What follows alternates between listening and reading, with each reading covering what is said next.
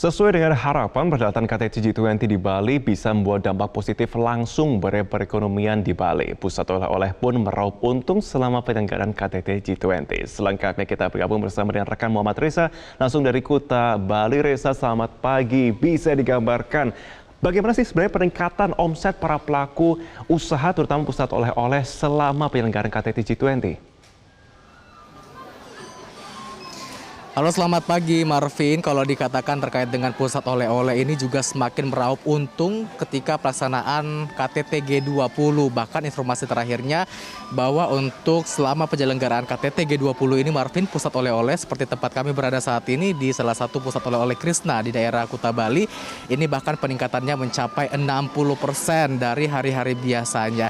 Dan kalau kita lihat saat ini pun juga masih suasananya ramai, karena justru yang ramainya Marvin, ini setelah perhelatan KTT G20. Jadi pada saat perhelatan KTT G20 di tanggal 14, 15, 16 itu juga cenderung masih seperti biasa, namun ketika selesai acaranya tepatnya di tanggal 16 sore kemudian hingga ke tanggal 17 bahkan terjadi peningkatan pembelian termasuk juga omset. Bahkan tadi kami sempat bertanya kepada pihak pengelola dari pusat oleh-oleh Krishna ini, mengatakan bahwa biasanya pengunjung itu di kisaran 1.200 hingga 1.300 pada saat penyelenggaraan KTT G20.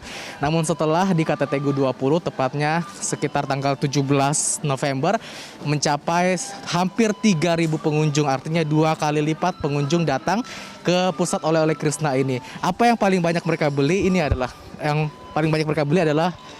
cemilan berupa pai susu. Ini memang salah satu cemilan khas Bali. Tadi saya tanya mbaknya, katanya memang ini sudah berapa kali diisi begitu ya mbak ya?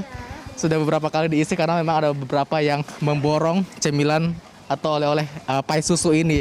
Dan kalau kita lihat juga terkait dengan pengunjungnya, sebenarnya kebanyakan adalah para tamu-tamu yang datang, delegasi yang datang ke KTT G20, termasuk juga para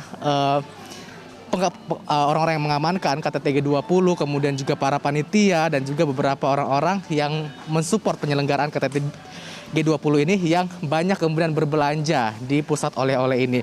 Kemudian juga seperti ini juga banyak yang diborong atau banyak dibeli oleh para pengunjung yang datang ke KTT G20 ini. Namun tadi kami sempat melihat apakah memang ada souvenir khusus yang disajikan pada saat KTT G20 di tempat pusat oleh-oleh ini. Dikatakan bahwa belum ada begitu Marvin yang memang khusus, karena untuk souvenir khusus KTT G20 disediakan di beberapa tempat-tempat lainnya, di pusat-pusat kerajinan lainnya yang disediakan oleh pemerintah Bali.